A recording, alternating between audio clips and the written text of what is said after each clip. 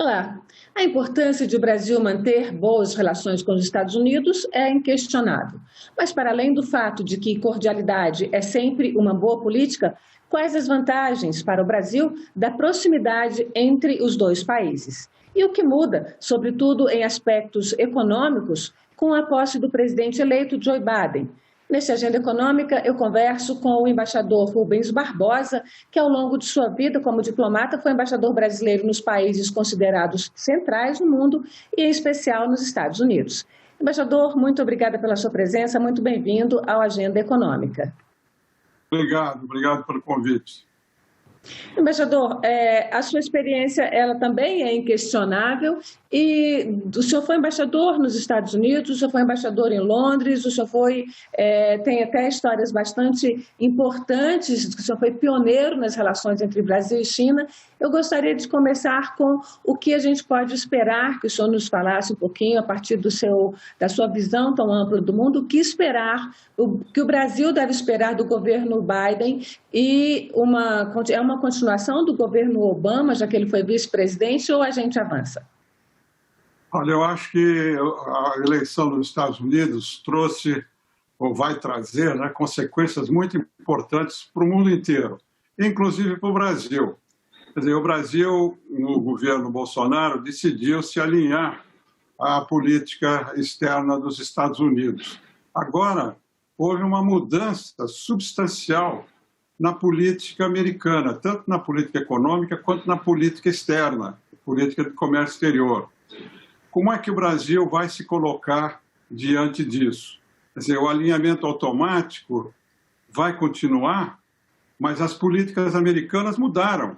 Quer dizer, tanto nos organismos internacionais, né, na OMC, na Organização Mundial de Saúde, na ONU, as agendas vão ser diferentes. Como é que o Brasil vai reagir a esse desafio? Também, em relação à China, como o Brasil vai reagir à nova política dos Estados Unidos em relação à China? Eu acho que a confrontação vai continuar, mas talvez haja um esforço para um modus vivendi, porque as economias americanas e chinesas estão muito entrelaçadas. O que o Trump estava fazendo foi uma política que não resultou favorável aos Estados Unidos. Os déficits comerciais não diminuíram e a instabilidade, a incerteza global aumentou muito por causa da agressividade do governo Trump em relação à China. E, por último, em relação ao novo governo Biden, tem o desafio do meio ambiente. O Trump era neutro em relação às políticas brasileiras ambientais, em especial em relação à Amazônia. O Biden não. A ala mais progressista do partido vai cobrar do Biden posições claras a respeito do que acontece na política ambiental aqui no Brasil e, sobretudo, nas ilegalidades que ocorrem na Amazônia, desmatamento, queimadas, garimpo e o tratamento dado às comunidades indígenas. Então, eu acho que vai ser um desafio muito grande para o Brasil se ajustar a essa nova política, às novas políticas do governo Biden, quando se sabe que os Estados Unidos é um dos principais parceiros do Brasil e os interesses são muito grandes. O governo brasileiro se aliou ao governo norte-americano e agora muda o governo norte-americano, muda a política. Isso vai exigir, então, uma adaptação do governo brasileiro ou a gente vai não mais se aliar aos Estados Unidos? E essa política de aliança ao governo, o senhor acha como é que o senhor avalia essa política? O senhor acha que ela é proveitosa para o Brasil? Não, eu acho que o Brasil não se alinhou à política americana. O presidente Bolsonaro se alinhou às políticas do Trump. É diferente. Com a saída do Trump, mudam as políticas do governo americano. O Brasil estava alinhado às políticas do Trump. Agora, com o Biden mudando as políticas, como a gente vai ficar? Eu acho que é muito importante, porque eu acho que na área comercial, por exemplo, os interesses do Brasil e dos Estados Unidos são coincidentes. Esse ano, 2020, a relação comercial caiu muito. Houve uma queda muito grande no comércio, prejudicial às empresas dos dois países. Então, o ano que vem vai haver um esforço de reconstrução desse comércio. Eu acho que essas questões políticas, essa associação do Bolsonaro com o Trump não vai impedir que o comércio se desenvolva, que outras áreas da relação bilateral se desenvolvam. Eu mencionei as 3 áreas críticas em que pode haver atritos entre os 2 governos, mas, no geral, as relações vão continuar importantes, porque o Brasil e os Estados Unidos são os 2 maiores países aqui da região, têm muitos interesses convergentes e eu acho que isso não vai ser interrompido. Como é que fica daqui para frente? A mudança de governo lá vai trazer consequências políticas, econômicas na relação entre os 2 países. Mas o comércio, que eu estou querendo dizer, é que essas divergências que poderão haver na visão do governo brasileiro em relação ao governo Biden não vai impedir a volta do crescimento do comércio, inclusive alguns acordos setoriais. Nós vimos aí 2, 3 acordos setoriais, né, de facilitação de comércio, de regulamentação, de combate à corrupção. Isso, há outros que estão sendo negociados. Eu acho que isso vai continuar. O acordo sobre dupla tributação, por exemplo, para evitar a dupla tributação. Acordo sobre a economia digital, outros acordos que estão aí sendo negociados, isso vai continuar. A relação entre os 2 países, eu acho que não vai ficar afetada. No geral, vai haver problemas específicos, como eu mencionei. Ela anda, então, de certa forma, independente de governo, porque você já tem instrumentos aí de Estado nos 2 estados que coordenem isso. O senhor, é isso? A sociedade brasileira está muito entrelaçada com a sociedade americana. Nós temos entendimentos na área científica, na área tecnológica, na área de meio ambiente, na área jurídica, no turismo, enfim, nos investimentos. Então, a relação entre os povos dos 2 países, entre os interesses concretos, vai continuar. O que vai haver é um ajuste, nós vamos saber, não quero especular aqui, como é que o governo brasileiro vai reagir a essas novas políticas do governo americano, que vão influir nas políticas governamentais, como influíram com o Trump. Mas, como eu disse, eu vejo esse período de ano e meio do governo, quase 2 anos do governo Bolsonaro, como uma aliança às ideias do presidente Trump. Nós vemos isso não só na área de política externa, mas na área da pandemia, na área até da contestação de resultados eleitorais, enfim, numa série de coisas. Agora isso vai mudar. E como é que vai ficar o governo brasileiro? Como é que a gente deve esperar daqui para frente? Olha, eu quando faço a diferença entre a relação pessoal entre os presidentes e a relação governamental, se refere exatamente a isso. Quer dizer, a relação entre os governos vai continuar como sempre foi, com problemas de um lado, de outro. As burocracias americanas e brasileiras têm visões próprias do relacionamento, e o fato do presidente Bolsonaro estar muito próximo do presidente Trump não impediu que a burocracia americana colocasse medidas de salvaguarda, de restrições ao aço, ao alumínio, ao etanol do Brasil. Então, no governo Biden vai acontecer a mesma coisa. As burocracias vão continuar funcionando e vão defender os seus interesses, independentemente da posição dos governos, entendeu? Então, vai com Deus. Eu não acredito que essas restrições que foram colocadas pelo Trump sejam revogadas pelo Bolsonaro, pelo Biden. Elas vão continuar, porque atendem ao interesse das empresas americanas. Outras medidas, eu acho que vai ser mais difícil, porque a política comercial americana, eu acho que vai mudar também. A ênfase não vai ser tanto em sanções e confrontação, mas vai ser uma tentativa de cooperação, ver como é que se pode avançar, não só com o Brasil, mas com os outros países, inclusive com a China. Vai ser outro tipo de política comercial. Então, mas se for necessário o governo americano colocar medidas restritivas contra produtos brasileiros, eles vão fazer, independentemente da posição dos 2 presidentes. Então, vamos falar um pouquinho de medidas restritivas se a gente falar de questões ambientais. O presidente eleito, Joe Biden, já deu claros sinais de que pretende cobrar mais, como outros países do mundo têm feito, uma proteção maior da Amazônia ou pelo menos uma exploração mais racional. O que você acha que a gente pode esperar aí e o que entende o senhor que deve ser a resposta do governo brasileiro? Olha, aqui no Brasil, o governo brasileiro ainda não reconheceu que o tema ambiental, meio ambiente e mudança de clima são temas globais. Não é um tema da Europa, da França ou dos Estados Unidos, são temas globais. A percepção dos líderes mundiais é que o aquecimento da Terra é prejudicial, muda as condições econômicas a médio e longo prazo, enfim, todos os desdobramentos que existem. E a percepção é que a Amazônia é importante para manter a temperatura da Terra equilibrada e não aumentar como está acontecendo. Essa que é a realidade do mundo. Você pode não concordar com isso, mas é o que ocorre.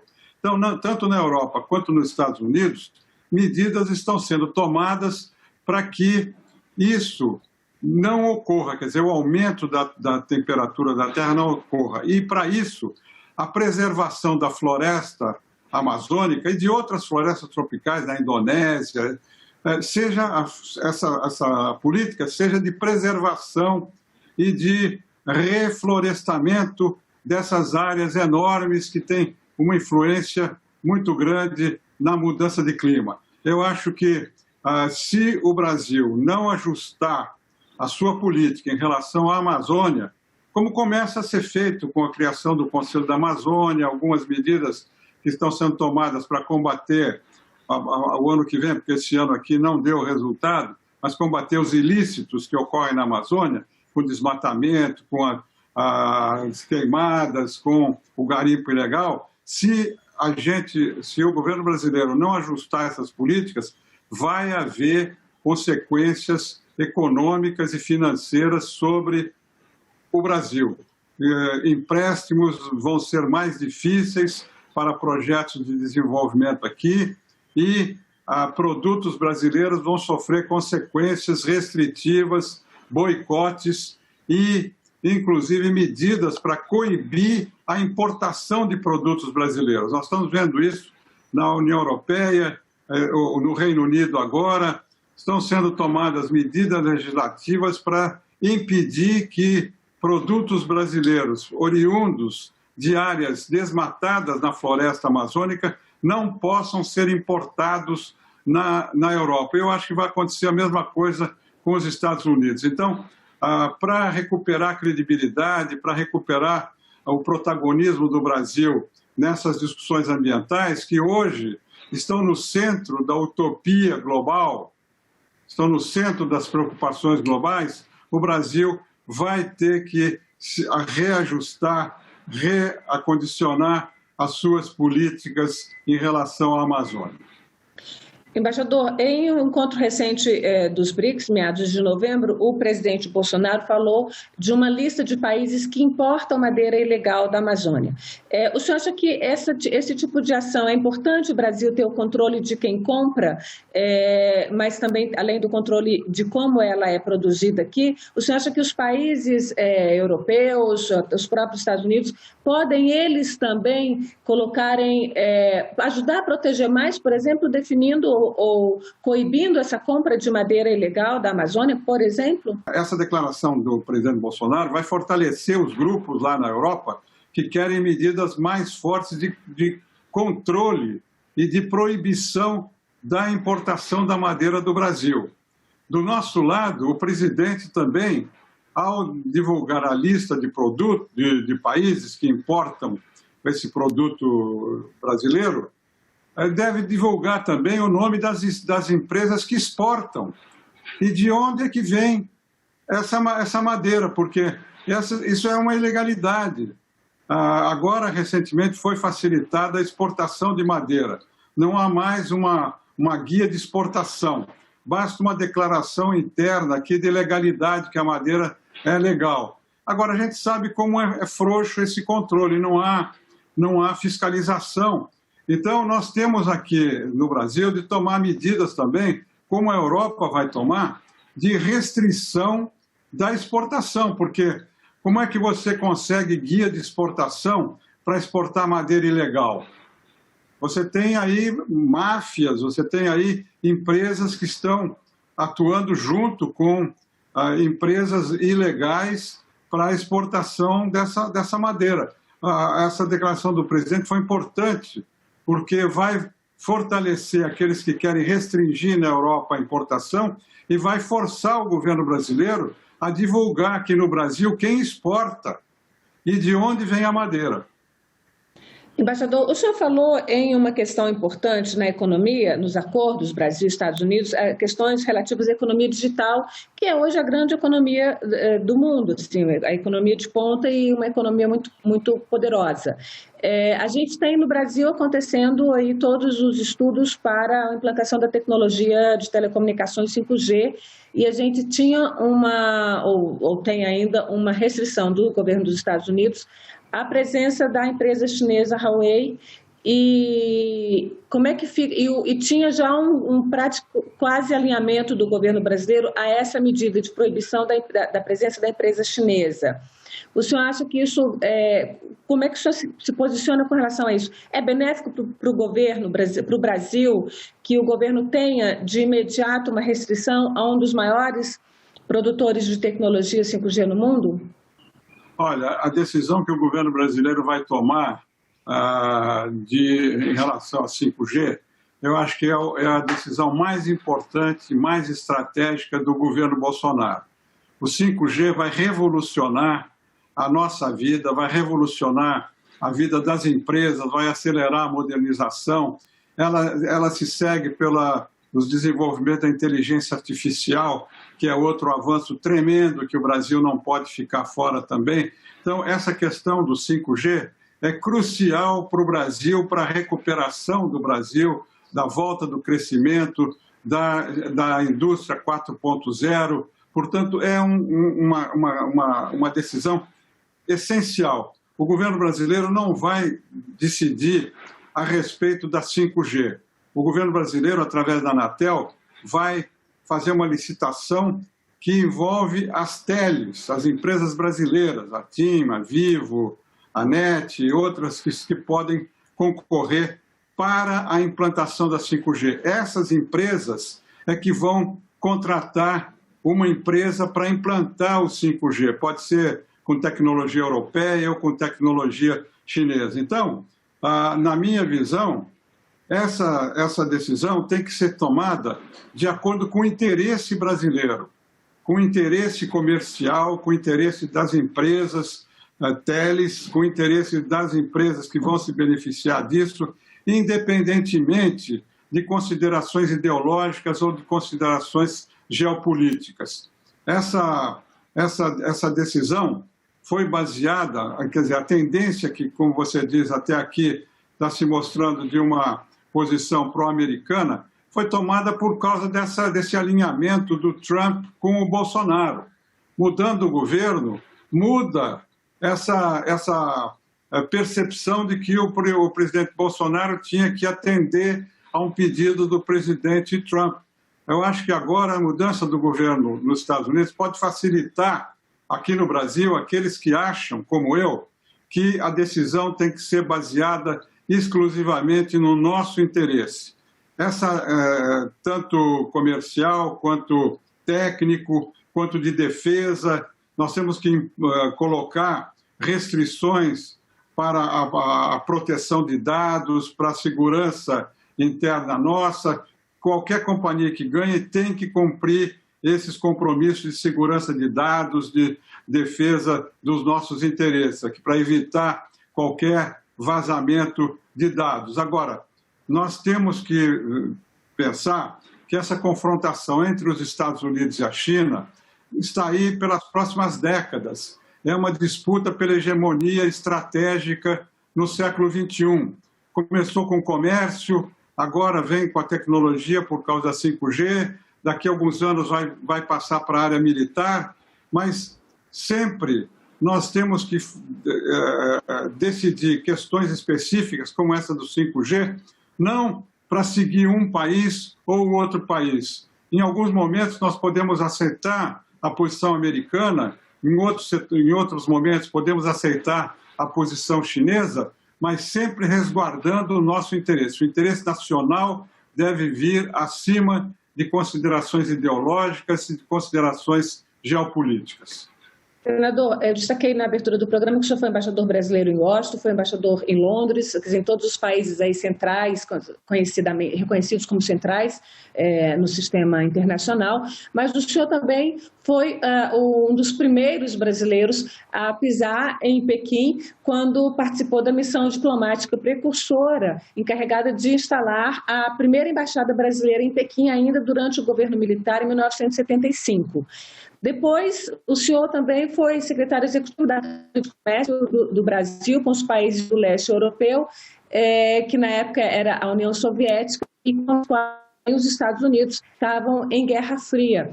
Quer dizer, em todos esses momentos, o Itamaraty, o governo brasileiro, teve uma política de não alinhamento. Ele buscou... Como é que o senhor acha que está essa política nesse momento? E essa é a política que o senhor entende que deve ser seguida daqui para frente? Eu acho, como eu disse, eu acho que o Brasil tem que se guiar de acordo com seus interesses. O governo militar, em 74, reconheceu a China dentro dessa posição. E reconheceu também na África a independência de Angola, de Moçambique. Então, a gente defendia os nossos interesses acima de interesses ideológicos. Nós sabemos muito bem qual era a ideologia dos governos militares. Tinha uma visão muito favorável aos Estados Unidos, estava do lado ocidental contra a ideologia comunista.